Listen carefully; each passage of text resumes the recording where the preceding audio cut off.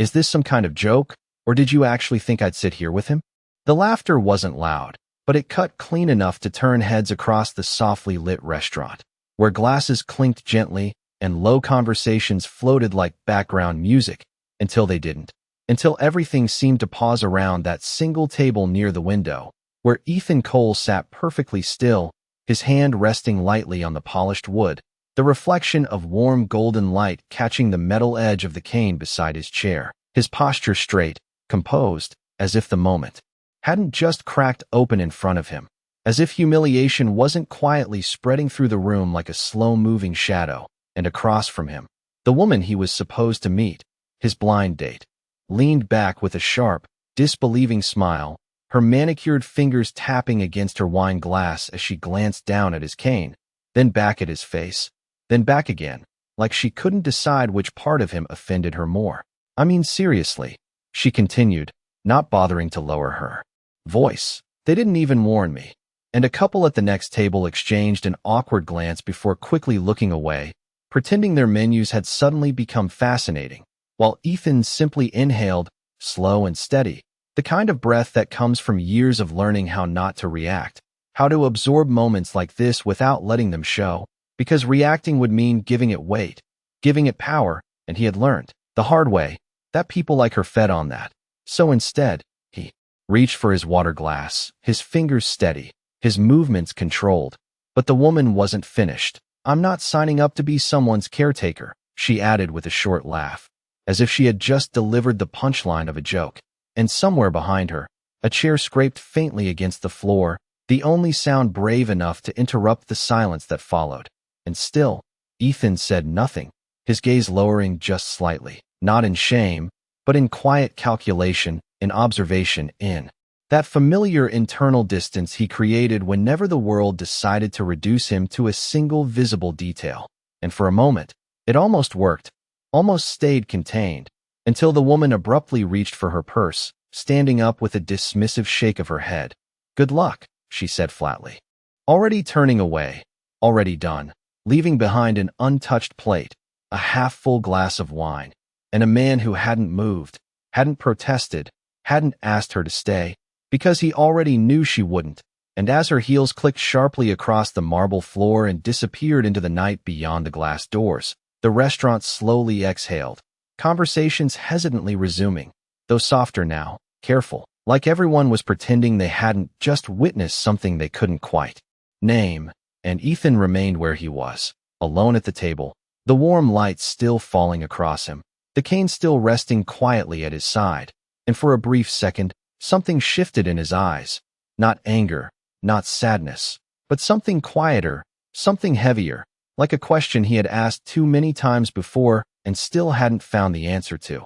And just as he reached for the check, ready to end the night before it stretched any further, a shadow moved beside his table, unexpected, uninvited, and then a soft voice, steady and warm, cut gently through the air.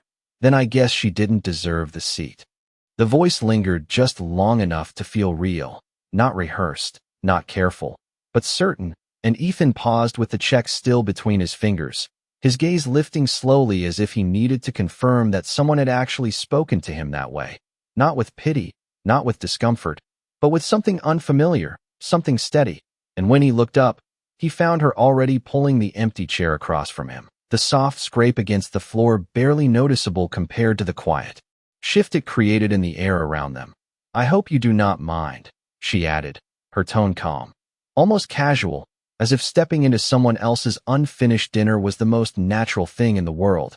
And for a second, Ethan did not respond, not because he was offended, but because he was trying to understand her, trying to place her in the long list of reactions he had learned to expect. But she did not fit any of them, not the awkward sympathy, not the forced politeness, not the subtle avoidance. She simply sat there, setting a folded napkin neatly on the table, her hands moving with quiet confidence, her uniform simple but clean, a small name tag catching the light, Lily, and she offered him a small smile, not wide, not exaggerated, just enough to soften the tension that still lingered from moments before.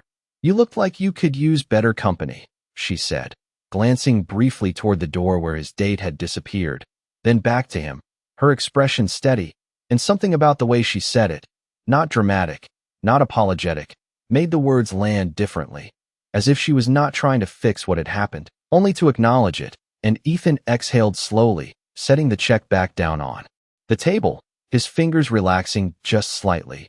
"You do not have to do this," he replied, his voice low, controlled, the kind of voice that revealed nothing unless he chose it to.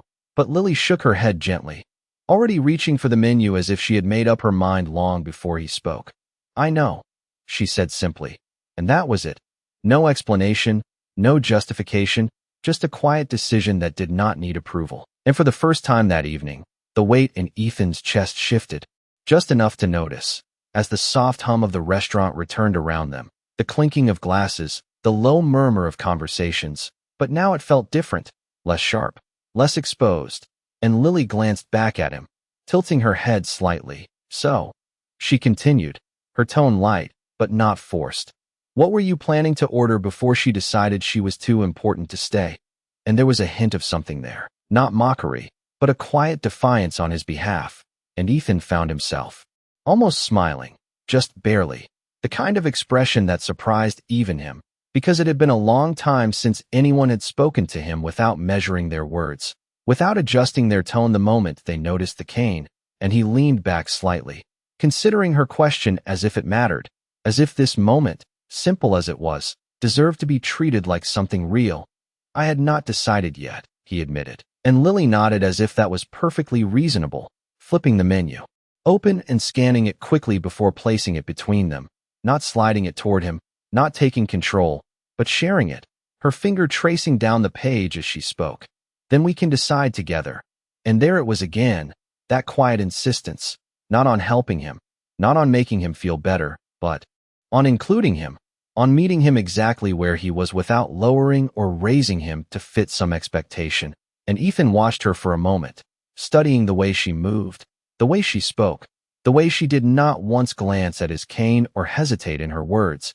And something unspoken settled between them, something fragile but undeniable, and for the first time that night, he was no longer the man who had been left at the table. He was simply a man sitting across from someone who chose to stay. The menu rested between them, but neither of them rushed, as if the simple act of sitting there had already become more important than what they would eat. And Lily leaned her elbows lightly on the edge of the table, glancing up at Ethan with a thoughtful expression that felt unfiltered. "So," she said, her voice calm but curious, "do you always let people talk to you like that? Or was tonight just special?" And there was no sharpness in her tone, no judgment, just a question that seemed to come from a place of genuine interest. And Ethan let out a quiet breath, his fingers brushing the edge of the menu without opening it. "It is not unusual," he answered after a moment, his voice steady, almost neutral, as if he were describing the weather instead of something that had just unfolded in front of dozens of strangers. And Lily studied him for a second longer, her gaze not lingering on his cane, not drifting to the details most people fixated on, but staying on his face, as if that was the only place she needed to look. "That does not make it acceptable," she replied softly, and the words landed differently than anything else he had heard that evening, because she was not trying to comfort him. She was stating something simple, something firm, like a rule she refused to bend, and Ethan felt something shift again, subtle but undeniable. The kind of shift that does not announce itself but settles quietly under the surface, and he nodded once, almost to himself, before finally opening the menu, though his attention was no longer fully on the food. "What about you?" he asked, glancing up at her. "Do you usually sit with strangers after your shift?" And Lily smiled faintly, a small curve of her lips that carried a hint of amusement. "No," she admitted, "but I also do not usually see someone get left at a table like that and pretend it is normal." And she shrugged lightly, as if the decision had been obvious, as if kindness was not something she had to think about. And a server passed by, slowing for just a second as if unsure whether to interrupt, but Lily gave a quick nod, signaling that they were fine, that this table, despite everything, was now settled, and Ethan watched her in that moment, noticing the small details he had learned to read in people, the absence of hesitation, the lack of performance, the way she did not glance around to see who was watching. And it was that last part that stayed with him, because most people, even when they were kind, wanted to be seen being kind. But Lily did not seem to care who noticed, and that made it different, made it real. "You work here every night?" he asked, his tone more relaxed now, less guarded, and Lily nodded, flipping the menu closed as if she had already decided. "Most nights," she said. "Double shifts when I can get them. Rent in this city does not exactly wait for you to catch up." And there was a hint of humor in her voice, but it did not hide the truth underneath, and Ethan glanced down briefly, the edge of something thoughtful crossing his expression, before looking back at her. "That sounds exhausting," he said. And Lily gave a small shrug again. "The motion easy, practiced." "It is," she admitted, "but it is also temporary. At least that is the plan." And she paused for a second, then added, "I am saving for something better." And Ethan raised an eyebrow slightly, curiosity flickering in his gaze. "Better how?" he asked, and for the first time, Lily hesitated just a fraction, not out of uncertainty, but as if she were deciding whether to say it out loud, whether to let it exist outside of her own thoughts. And then she smiled, just a little more this time. "A small cafe," she said, her voice soft but certain. "Nothing fancy, just a place where people feel welcome the second they walk in."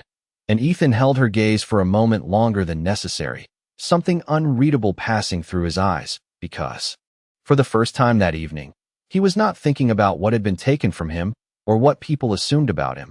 He was thinking about what she had just said, about the way she described something simple as if it mattered, as if creating a space where people felt seen was worth everything she was working toward, and he realized, quietly, that she had already done exactly that for him without even trying.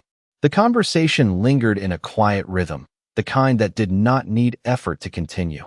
And for a while, neither of them noticed how much time had passed, how the restaurant had slowly shifted around them, tables clearing, voices softening, the night settling into that calm stretch just before closing, until a server approached again, this time more certain, placing 2 plates gently between them. And Lily glanced down with a small nod of thanks. "I picked for us," she said, almost casually, as if it had been understood, and Ethan looked at the dish in front of him, then back at her, one brow lifting slightly. "That is a bold move," he said, a faint hint of humor threading through his voice, and Lily shrugged, reaching for her fork. "You did not seem like the type to argue about food," she replied, and there it was again, that quiet confidence, not dismissive, not overbearing, just certain in a way that felt grounded. And Ethan let out a soft breath that almost resembled a laugh, something that had not come easily to him in a long time. And as they began to eat, the conversation shifted, not forced, not structured, but natural, moving from small observations to something deeper without either of them marking the change. And at some point, Lily asked, "What do you do?" The question simple, expected, but Ethan paused, just for a fraction of a second, the kind of pause that would have gone unnoticed by most people. But Lily noticed, her eyes narrowing slightly, not suspicious, just attentive, and Ethan set his fork down carefully, his fingers resting against the edge of the table. "I work in business," he said, his tone measured, deliberately vague, and Lily tilted her head, studying him for a moment, then nodded slowly. "That explains the calm," she said, almost to herself, and Ethan blinked once, surprised. "The calm," he repeated, and Lily smiled, faintly. "Most people would have walked out, or said something, or tried to prove a point," she said, her voice even. "You did not. You just stayed still, like you already knew how it would end." And Ethan held her gaze, something unreadable flickering behind his eyes, because she was not wrong, and that realization settled between them in a way that felt heavier than the words themselves. And for a second, neither of them spoke, the quiet stretching just long enough to feel real, before Lily broke it, her tone softening slightly. "That kind of patience does not come from nowhere," she added, not as a question, but as a quiet observation, and Ethan exhaled slowly, his gaze dropping briefly to the table before lifting again. "It comes from learning what is worth reacting to," he said, and Lily nodded once, accepting the answer without pushing further, without asking for more than he was willing to give. And that restraint, that respect, did not go unnoticed, and as the plates gradually emptied and the night edged closer to its end, Ethan found himself doing something unfamiliar, something he had not planned. He stayed, not because he needed to, not because there was any reason left, but because for the first time in a long time, leaving felt like it would be a loss. And when Lily finally leaned back slightly, glancing toward the clock near the bar, she let out a quiet breath. I should probably get back before my manager starts wondering if I disappeared, she said. Though there was a hint of reluctance in her tone, subtle but there, and Ethan nodded slowly, understanding the unspoken shift, the moment coming to a close. But instead of reaching for his wallet, instead of ending the night the way he normally would, he paused, his hand resting lightly on the table, his voice quieter now. Lily, he said, and she looked at him immediately, attentive, present. Thank you, he added, simple, direct, and for a second, she did not respond, not because she did not understand, but because she seemed to be measuring the weight of those two words, and then she smiled, softer this time, almost thoughtful.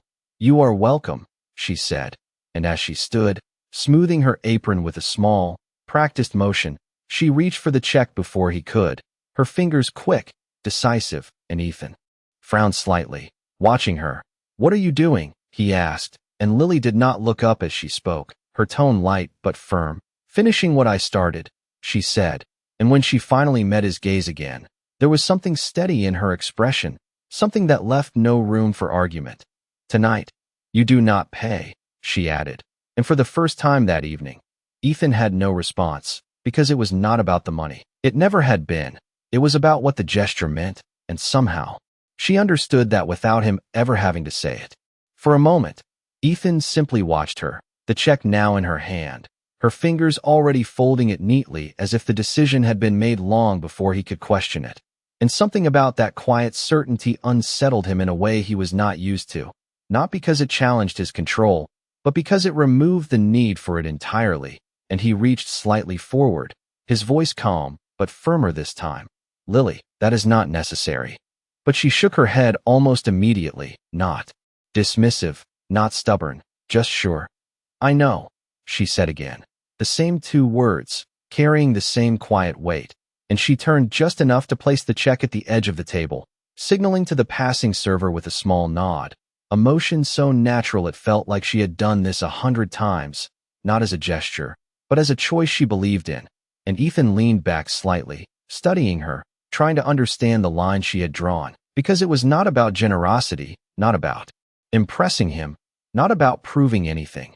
It was something simpler, something more grounded, and that made it harder to define. And Lily glanced back at him, catching the look in his eyes, and for a second, her expression softened, just enough to let something more personal slip through. You had a rough night, she said quietly, not as an assumption, but as a recognition. Let someone else take care of the ending. And the words settled between them in a way that felt heavier than the moment itself, because she was not offering help out of pity, she was offering balance, restoring something that had been taken from him earlier. And Ethan exhaled slowly, his gaze dropping briefly to the table, before returning to her, and for the first time, he did not argue, not because he could not, but because he understood that refusing would miss the point entirely. And Lily seemed to sense that shift, giving a small nod as if the conversation had reached its natural conclusion. And as she turned to head back toward the register, her step steady, unhurried, Ethan remained where he was, his hand resting lightly near the untouched edge of the check that was no longer his to claim, and something unfamiliar settled in his chest, not discomfort, not obligation, but something quieter, something closer to respect. And as he reached for his cane, standing with controlled ease, he found himself watching her again, not out of curiosity this time, but out of something more deliberate, as if committing the moment to memory. And near the counter, Lily spoke briefly with the cashier, her voice low, her posture relaxed. And when she handed over her card, there was no hesitation, no glance back toward him to see if he was watching. And that, more than anything else, stayed with him, because she was not performing kindness, she was living it. And a few seconds later, she returned, stopping just short of the table, her hands now free, her expression unchanged. You are all set, she said simply, and Ethan looked at her for a moment, then nodded once, his voice quieter now, but steadier. You did not have to do that, he repeated, though this time, The words carried less resistance, more acknowledgement, and Lily smiled faintly, tilting her head just slightly. "I know," she said for the third time. But now it sounded different, softer, almost like a promise rather than a statement. And for a brief second, neither of them moved, the space between them holding something unspoken, something that did not need to be explained. And then Lily stepped back, giving him room, her voice returning to its light, easy tone.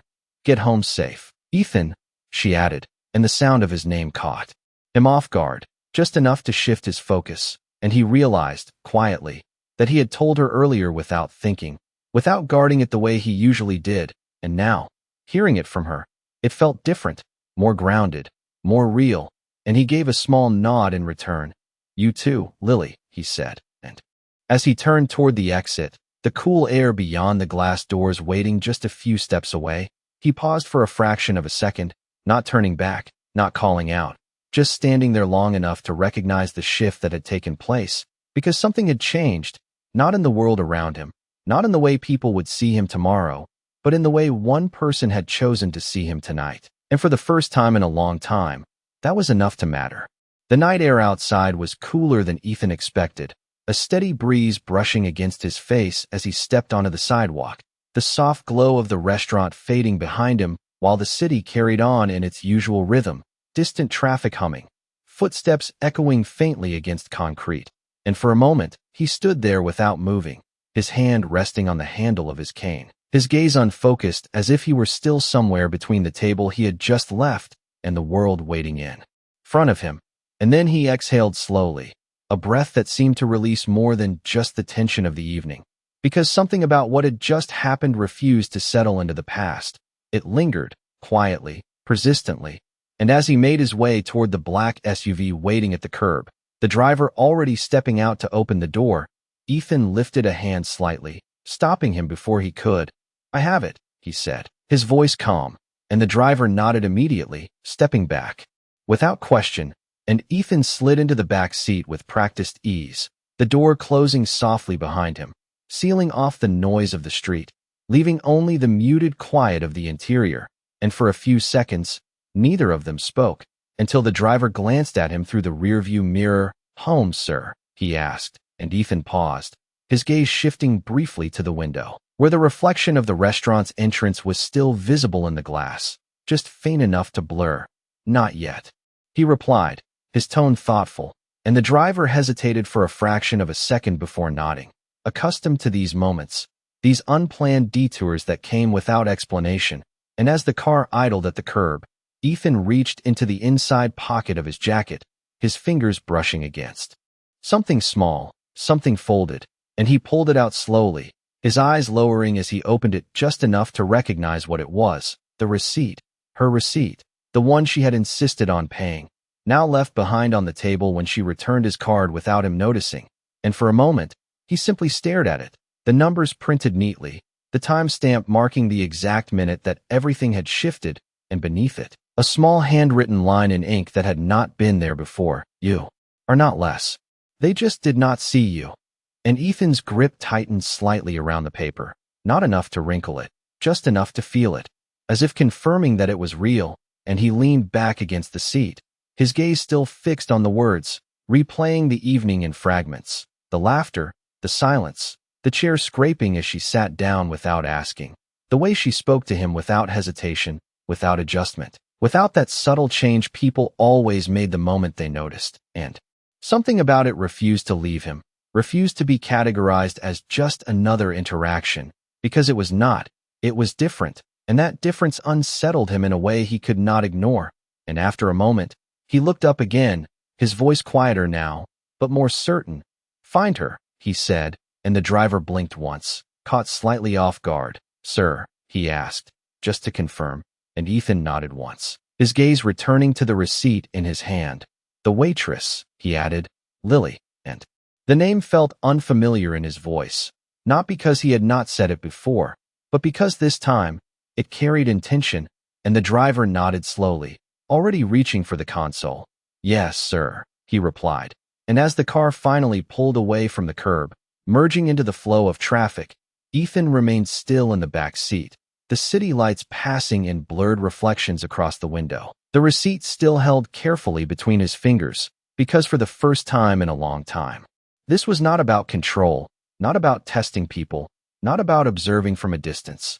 This was something else, something quieter, something personal, and he knew, with a clarity that did not need to be questioned, that tonight had not been an accident. It had been a beginning. The next morning arrived without ceremony, the city already awake long before the sun fully claimed the sky, and inside a glass-walled office high above the streets, Ethan Cole sat at the head of a long conference table, his posture composed, his expression unreadable as voices moved around him in steady, practiced rhythm, numbers, projections, decisions, all flowing with precision, all expected, all familiar, and yet, his attention was not where it should have been, because in the quiet space between sentences, between reports and responses, his mind drifted back to something far less structured, far less predictable, a small table near a window, a folded receipt, a voice that had not hesitated, and it lingered there, quietly, persistently, like a detail that refused to be filed away. Ethan, a voice cut through, sharp enough to pull him back, and he looked up, his focus snapping into place as a man across the table adjusted his glasses, waiting. Your decision, the man repeated, and Ethan held his gaze for a second before nodding once, his answer clear, concise, exactly what was expected, because this world, this environment, did not allow for hesitation, and the meeting continued, seamless, efficient, as if nothing had interrupted it. And yet, beneath the surface, something had shifted, something that no one else in the room could see, and when the final slide clicked away and chairs began to move, the low murmur of conversation returning as people gathered their notes. Ethan remained seated for a moment longer, his fingers resting lightly against the table, before he turned his head slightly. Daniel, he said, and the man who had spoken earlier paused mid-step, turning back immediately.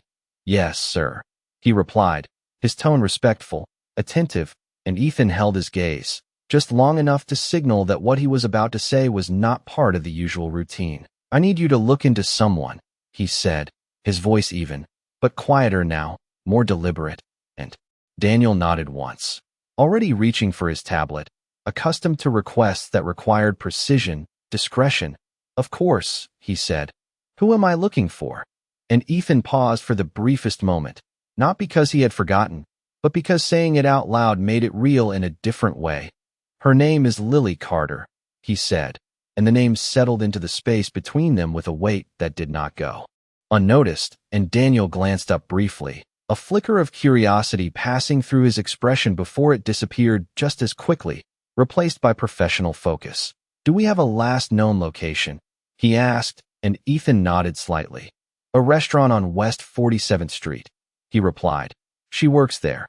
And Daniel tapped a few notes into his tablet, already processing, already moving through the steps required to turn a name into a file, into a background, into something structured and complete. But Ethan's gaze shifted slightly, his voice stopping him before he could continue. Discreetly, he added, and Daniel looked up again, this time more attentive, understanding the difference between a standard inquiry and something more personal. Understood, he said, and with that, he gave a small nod before stepping out of the room, the door closing softly behind him, leaving Ethan alone in the quiet that followed. And for a moment, he did not move, his reflection faintly visible. In the glass wall beside him, the city stretching out beyond it, vast, controlled, predictable, and yet, none of that held his attention the way a single moment from the night before had. And he reached into his jacket pocket once more, his fingers finding the folded receipt without looking. And when he pulled it out, the words were still there, unchanged, simple, and yet they carried something he could not ignore, something that did not fit into reports or projections or measured outcomes. And as he looked at them again, he realized, quietly, that this was no longer about curiosity.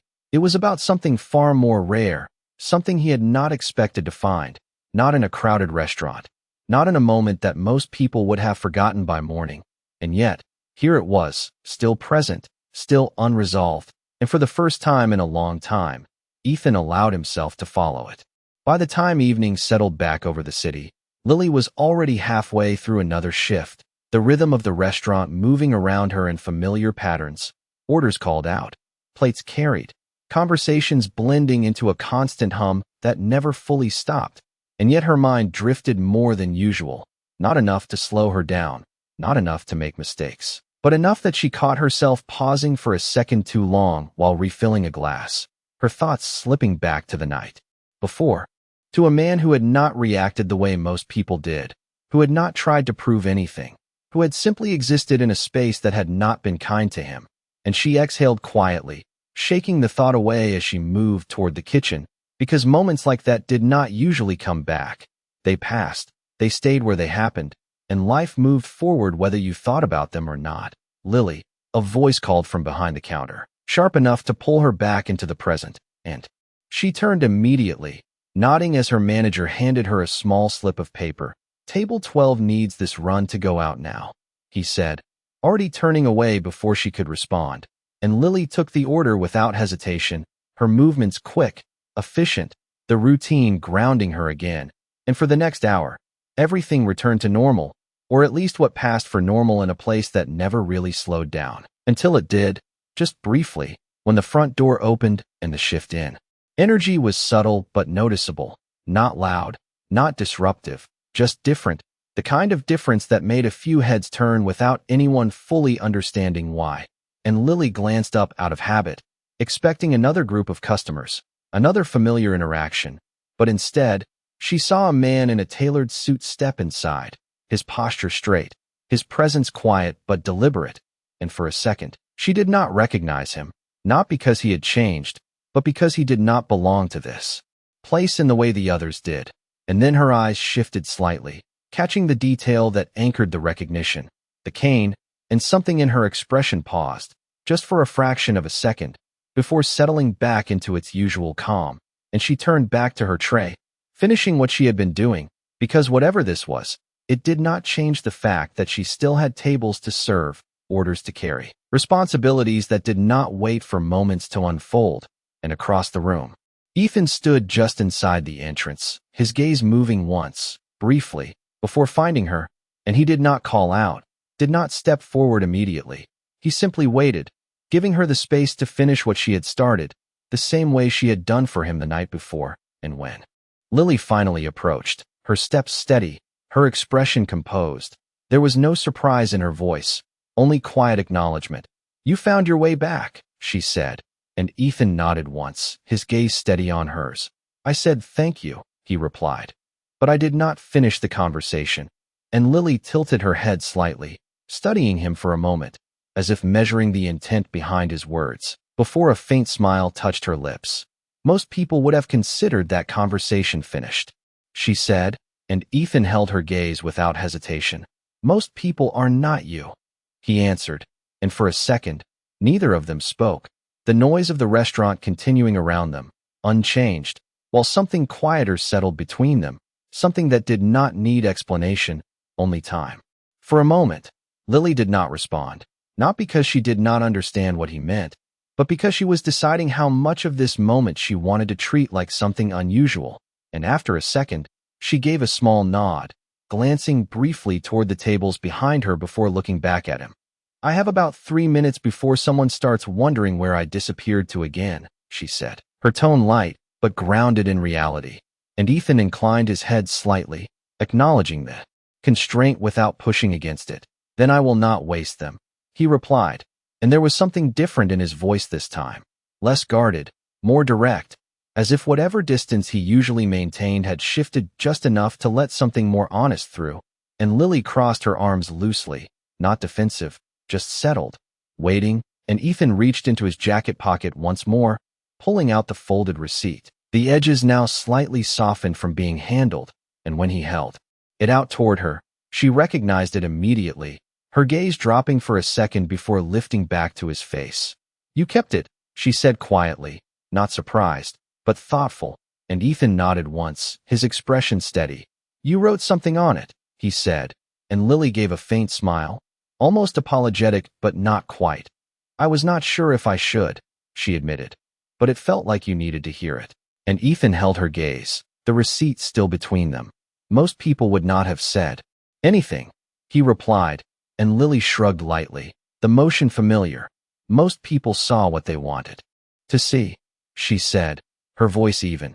I just said what was already there. And the simplicity of it landed again, the same way it had the night before, without weight, without effort, but impossible to ignore, and Ethan lowered his hand slightly, still holding the receipt, his thumb brushing the edge as if grounding himself in the moment. You paid for my dinner, he said, shifting slightly, and Lily raised an eyebrow, a hint of amusement returning. You came back to argue about that, she asked. And Ethan shook his head once, a small, almost imperceptible movement. No, he said. I came back because you did not treat me like something broken. And the words hung there, quieter than the noise around them, but heavier, more deliberate.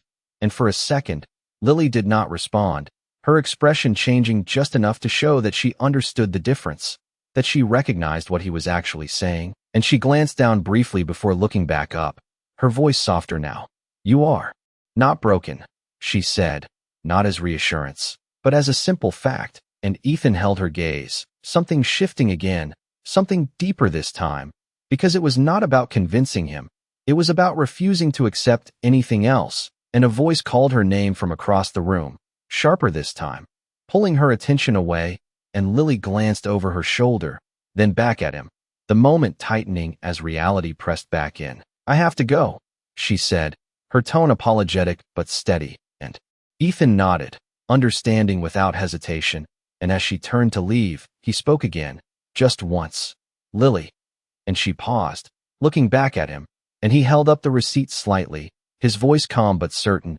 I would like to see you again, he said, not as a question, not as a demand, just as a statement placed between them, and Lily studied him for a second longer, measuring something unspoken, before a small, genuine smile touched her lips.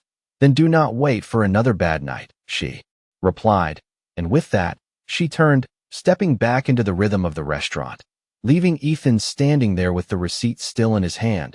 But now, for the first time, it felt less like a memory and more like a beginning. The next few days did not slow down for Lily. If anything, they moved faster, the kind of fast that left no space to pause, no space to think too long about anything that did not directly involve the next order, the next table, the next shift, and yet, somewhere between balancing trays and repeating the same polite phrases to strangers who barely looked at her, she found herself remembering small details she had not meant to keep, the way Ethan had held her gaze without hesitation, the way he had listened instead of filling silence with words, and most of all, the way he had said her name, like it mattered, and she shook it off more than once, telling herself it had just been a moment, something unusual, something that stood out because most nights did not offer anything different, and still, it stayed, quietly, in the background. And by the fourth evening, when she stepped into the restaurant again, tying her apron with practiced hands, there was a part of her that noticed the door more than usual, not enough to admit it, but enough that when it opened, her eyes lifted for a fraction of a second before she caught herself and looked away, focusing instead on the stack of menus in front of her, and across the city, in a space far removed from the constant motion of the restaurant. Ethan sat in his office once again, but this time, there was something on the desk in front of him that had not been there before, a folder, clean, organized, precise. And Daniel stood across from him, hands loosely clasped, waiting.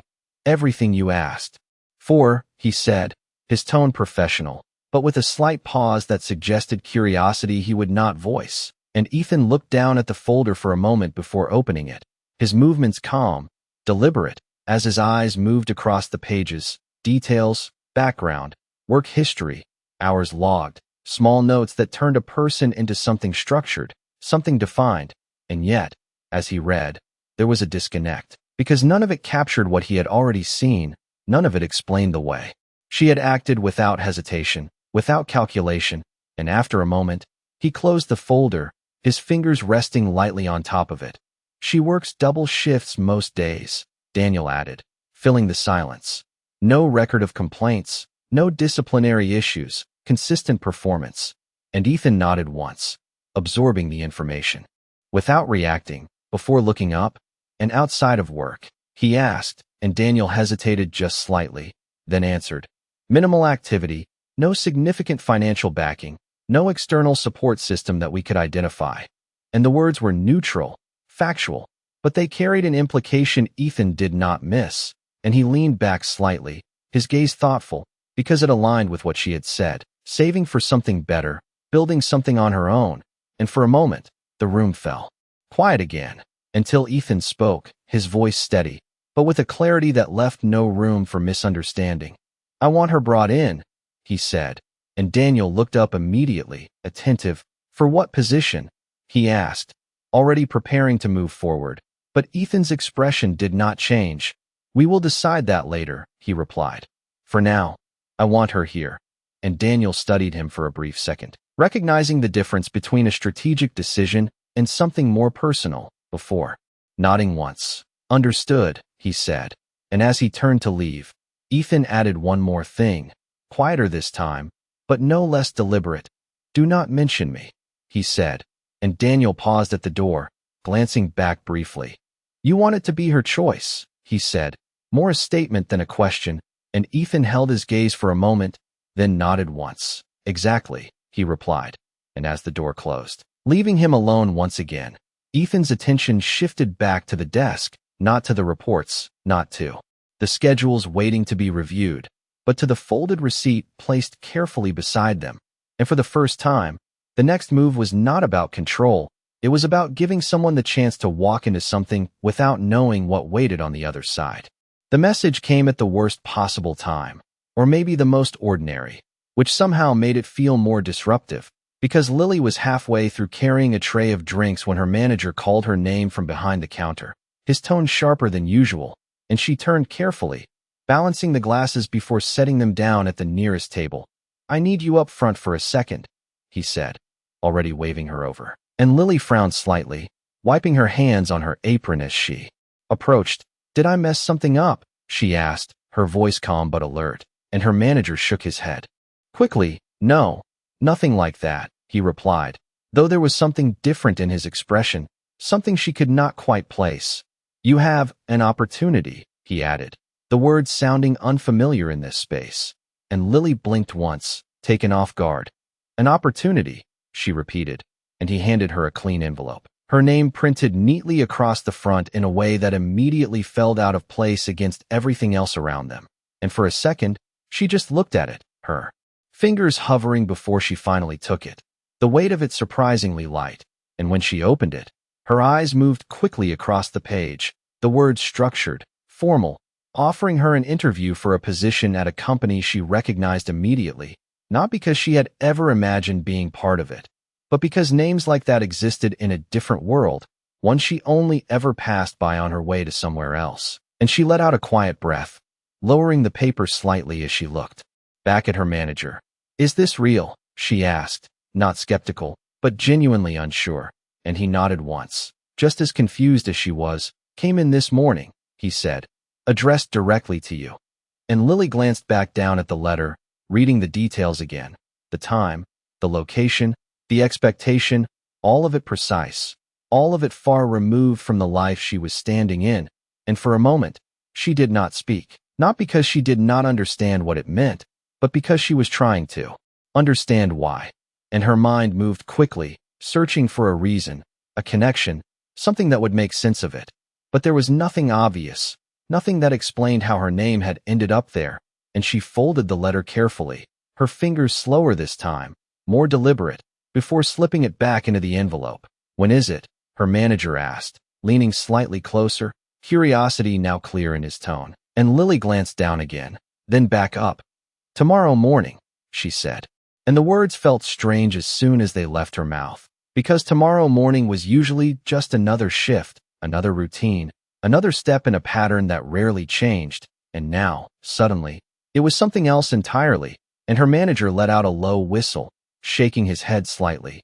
"You better not miss that," he said, half joking, half serious, and Lily gave a small nod, though her expression remained thoughtful. "I will not," she replied, and as she stepped back into the flow of the restaurant, the envelope now tucked carefully into her apron pocket, everything looked the same tables, the same lights, the same steady rhythm. And yet, something had shifted, something quiet but undeniable, because for the first time, there was a door in front of her that had not been there before, and she did not know who had opened it, or why, but she knew one thing with certainty. She was going to walk through it. The morning felt different before it even began, not because anything had changed around Lily, but because something had shifted inside her, a quiet awareness that today was not going to follow the same pattern as every other day before it. And as she stood outside the tall glass building, the envelope still in her hand, she took a slow breath, her reflection staring back at her in the polished surface, her outfit simple, carefully chosen but unmistakably modest compared to the people moving past her with confident strides and tailored suits. And for a second, doubt flickered, not loud, not overwhelming, but present, asking a question she could not fully answer. Why her? And she tightened her grip on the envelope slightly before stepping forward. Because whatever the reason was, she had already decided she would not walk away from it. And inside, the lobby stretched wide and bright, sunlight filtering through high windows, the sound of quiet conversations and distant footsteps echoing softly across the marble floor. And Lily approached the front desk, her posture straight, her voice steady. "I am here for an interview," she said, offering her name. And the receptionist nodded immediately, her expression polite but measured, the kind that suggested she was used to people like Lily not quite belonging here, but not willing to say it out loud. And after a brief check, she gestured toward the elevators. 32nd floor, she said, and Lily nodded in return, offering a small thank you before moving forward, her steps controlled, though her heart beat just a little faster than usual. And as the elevator doors closed around her, the noise of the lobby faded, replaced by a quiet hum as the numbers climbed steadily upward, each floor marking a distance not just in height, but in the life she had known. And when the doors opened again, the space that greeted her was quieter, more contained, offices lined with glass walls, people moving with purpose, voices lower, more focused, and Lily stepped out carefully, taking in her surroundings without letting it show too much. And before she could wonder where to go next, a voice greeted her, calm, professional, Lily Carter. And she turned to see a man standing a few steps away, his posture composed, his expression neutral but attentive. "This way," he said, gesturing toward a conference room nearby. And Lily nodded, following him without hesitation, her grip on the envelope loosening slightly as she stepped inside. And the room itself was simple, clean, a long table, a few chairs, nothing overly intimidating, and yet it carried a weight that made the moment feel more real. And the man gestured for her to sit, taking a seat across from her, a folder already in front of him. And Lily placed the envelope gently on the table, her hands resting lightly on either side of it, her gaze steady, because whatever this was, she was not going to shrink from it. And the man studied her for a brief moment before speaking. "We have reviewed your background," he began, his tone even, and Lily nodded once, waiting, and then he added, "Before we continue, there is something you should know." And Lily's expression shifted slightly, not nervous, but attentive, and the man paused just long enough to let the moment settle, before continuing. "This position was not part of our usual hiring process," he said, and Lily felt something tighten just slightly in her chest. Not fear, but awareness, because that meant this was not random, not accidental. And for a second, her mind moved quickly, connecting pieces she had not fully considered before. A night, a conversation, a man who had said he would come back, and she did not speak, but something in her gaze sharpened, just enough to show that she was beginning to understand that whatever had brought her here was not chance. It was a decision made somewhere beyond her reach. And for the first time since she stepped into the building, she was not just wondering what this opportunity was, she was wondering who had created it. The room held its quiet a second longer than expected, the kind of pause that felt intentional, as if something was about to shift but had not yet revealed itself. And Lily sat still, her hands resting lightly on the table, her gaze steady on the man across from her, waiting, not impatient, not anxious, just ready. And then the door behind her opened without announcement, soft enough not to startle, but enough to draw her attention as she turned slightly. And the moment her eyes landed on him, everything connected at once, not slowly, not piece by piece, But all at once, the restaurant, the cane, the quiet voice, the way he had looked at her as if she had said something that mattered, and now, standing in a tailored suit that fit the room as naturally as he had not fit the restaurant. Ethan Cole met her gaze with the same calm presence, the same steadiness, but now there was no distance, no disguise, no separation between who he was and how he was seen, and Lily did not speak immediately, because she did not need confirmation. She already understood, and the man across the table rose slightly, respectful. "Mr. Cole," he said, stepping back just enough to clear the space, and Ethan nodded once before moving forward, his steps measured, controlled, the quiet sound of his cane against the floor marking each movement with precision. And when he reached the table, he stopped, not at the head, not in a position of authority, but beside the chair across from her, as if choosing the same level, the same distance they had shared before. And for a moment, neither of them spoke, because the reveal did not need explanation. It existed in the space between them, clear and undeniable. And then Lily exhaled softly, the smallest hint of a smile touching her lips, not surprised, not impressed, just recognizing the truth of it. "You said you worked in business," she said, her tone calm, almost thoughtful, and Ethan inclined his head slightly, a faint acknowledgement of the understatement. "I did not lie," he replied, and Lily let out a quiet breath that almost resembled a laugh, though it carried more understanding than amusement, and she leaned back slightly in her chair, studying him again. But this time, the details were different, not because he had changed, but because the context had. And still, her gaze did not linger on anything that did not matter, not the suit, not the room, not the power that now surrounded him, only on him, the same way it had before. And Ethan reached into his jacket, pulling out the folded receipt once more, placing it gently on the table between them, the same piece of paper that had carried them from one world into another. "You created this," he said, his voice steady, not referring to the building, not to the company, but to the moment that had led them here. And Lily looked down at it briefly, then back up, her expression unchanged. "No," she said quietly, "I just did not walk away." And the simplicity of it landed again, grounding everything that might have felt overwhelming into something clear, something human. And Ethan held her gaze, something softer settling into his expression, something that had not been there before, not in the boardroom, not in the world where everything was measured and defined. "I asked you here because I want to offer you a position," he said, but his tone carried more than that. It carried choice, respect, something that did not come from obligation. And Lily listened, but she did not respond immediately, because this was not just about the job. It was about understanding what this meant. And after a moment, she leaned forward slightly, her voice calm, unwavering. "If I say yes," she said, "it is not because of who you are." And Ethan nodded before she could finish, already understanding. "It is because of who you are," he said, completing the thought in a way that did not challenge her, but matched her. And for a second, the room felt smaller, quieter, as if everything outside of that exchange no longer mattered. And Lily studied him one last time, measuring not the opportunity, not the position, but the person in front of her. And then she gave a small, certain nod. "Then I will not walk away this time either," she said, and something in Ethan's expression shifted, not dramatically, not visibly to anyone else, but enough to mark the moment as something real, something chosen.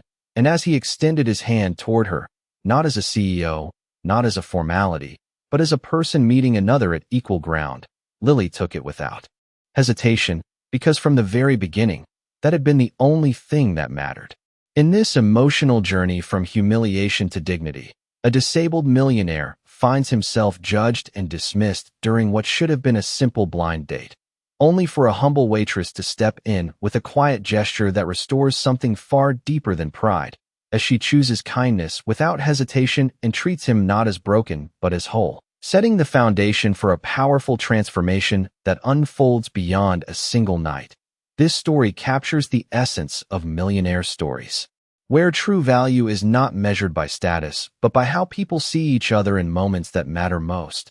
As the millionaire begins to question the world he has built and the people within it, he follows the one person who showed him genuine respect, leading to an unexpected opportunity that bridges two completely different lives. While the waitress, grounded in hard work and quiet ambition, steps into a world she never imagined. Not because she sought it, but because she earned it through authenticity. And as their paths cross again, the truth is revealed not through wealth or power, but through choice, respect, and emotional clarity, making this one of the most compelling millionaire stories that highlights how a single act of kindness can redefine identity, purpose, and connection, as the millionaire chooses to step out from behind his controlled world and meet her as an equal. And the waitress refuses to be influenced by status, instead standing firm in her values, creating a narrative that resonates deeply with audiences who seek meaning beyond material success.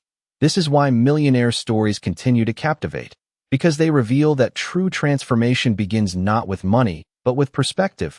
And in this story, both characters evolve not by changing who they are, but by finally being seen for who they have always been, making it a standout among millionaire stories where the real reward is not power, but understanding, not control, but connection, and not wealth, but the courage to stay when others walk away, solidifying its place as one of the most emotionally grounded millionaire stories in modern storytelling.